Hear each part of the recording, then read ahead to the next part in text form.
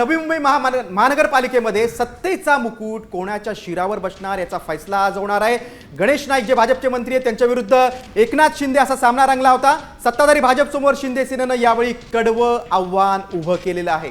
शहरात 57.15% इतकं मतदान झालं। एकूण 111 जागांसाठी झालेल्या या रणसंग्रामात आरोप प्रत्यारोपांच्या प्रचंड फैरी झडल्या गेल्या।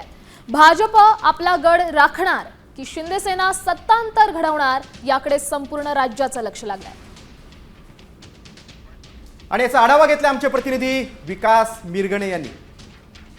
नवी मुंबई महानगरपालिकेच्या निवडणुकीची मतमोजणीला थोड्याच वेळात सुरू होत आहे। इथे पोलीस बंदोबस्त तैनात करण्यात आलेला आहे। नवी मुंबई महानगरपालिकेच्या 8 ठिकाणी मतमोजणी होणार आहे, त्यामुळे सुरक्षा दृष्टीने जे आहे प्रत्येक केंद्रावर पोलीस बंदोबस्त तैनात करण्यात आले। 111 उमेदवारांचं भविष्य आज ठरणार आहे, त्यामुळे ही लढाई शिवसेना विरुद्ध भाजपा अशी रंगली होती।